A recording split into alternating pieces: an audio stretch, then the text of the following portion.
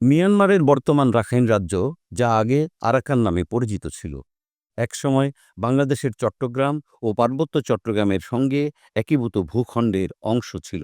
প্রাকৃতিক সম্পদে ভরপুর এই অঞ্চল সময়ের সঙ্গে সঙ্গে বাংলাদেশের হাতছাড়া হয়ে যায়। আরাকানের সমৃদ্ধ খনিজ সম্পদ, পেট্রোল, কয়লা, তেল, ইউরেনিয়াম, সোনা এবং রূপা এর উপর বিভিন্ন শক্তির লোভ জন্মায় এবং একাধিকবার তা দখলের শিকার হয়। প্রাচীনকালে আরাকান ছিল মুসলিম সংস্কৃতি ও সভ্যতার উজ্জ্বল উদাহরণ। এখানকার বৌদ্ধ রাজারা মুসলিম উপাধি গ্রহণ করতেন এবং মুদ্রায় ফার্সি ভাষায় কলেমা উৎকীর্ণ করতেন। আরাকানের সঙ্গে বাংলার রাজনৈতিক ও অর্থনৈতিক সম্পর্ক ছিল অত্যন্ত ঘনিষ্ঠ। ১৪০৬ সালে আরাকানের রাউক উ রাজবংশের প্রতিষ্ঠাতা নরমি খলা বাংলার গৌড় রাজ্যের শাসক জালালউদ্দিন শাহের সহায়তায় ক্ষমতায় ফিরে যান এবং ইসলাম ধর্ম গ্রহণ করেন। তার আমলে আরাকানে মুসলিম ব্যবসায়ী, কবি এবং শিল্পীদের পৃষ্ঠপোষকতা বৃদ্ধি পায়। মধ্যযুগে আরাকানের সঙ্গে বাংলার সম্পর্ক আরও গভীর হয়। রোসাং রাজদরবার বাংলা সাহিত্যের কেন্দ্র হিসেবে পরিচিতি লাভ করে।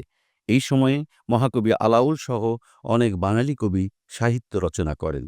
সপ্তম শতাব্দীতে রোহিঙ্গা জনগোষ্ঠীর উদ্ভব ঘটে, যা মধ্যপ্রাচ্যীয় মুসলমান ও স্থানীয় আরাকানিদের সংমিশ্রণে গঠিত। ১৭৮৪ সালে বর্মী রাজা ভোদাপোয়া আরাকান দখল করেন।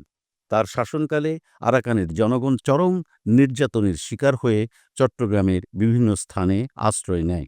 এরপর আরাকান আর কখনো স্বাধীনতা ফিরে পায়নি। ব্রিটিশ শাসন আমলে বার্মার পাশাপাশি আরাকানও তাদের শাসনে আসে। ব্রিটিশরা ভারতবর্ষ ত্যাগের সময় আরাকানকে পূর্ব পাকিস্তানের সঙ্গে যুক্ত করার একটি সুযোগ সৃষ্টি হয়েছিল। ১৯৪৬ সালে আরাকানের মুসলিম নেতারা আরাকান মুসলিম লীগ গঠন করে পূর্ব পাকিস্তানের সঙ্গে যুক্ত হওয়ার আগ্রহ প্রকাশ করেন।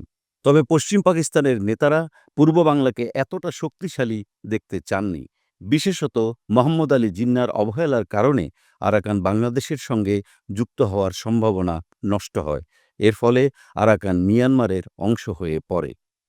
বিশ্লেষকদের মতে এই ঐতিহাসিক ভুলের ফলে আরাকান তার স্বাধীনতা হারায় এবং পরবর্তী সময়ে সেখানে মুসলিম জনগোষ্ঠী চরম দমন পীড়নের শিকার হয়। সঠিক কৌশল গ্রহণ করা হলে আরাকানের ইতিহাস ভিন্ন হতে পারত।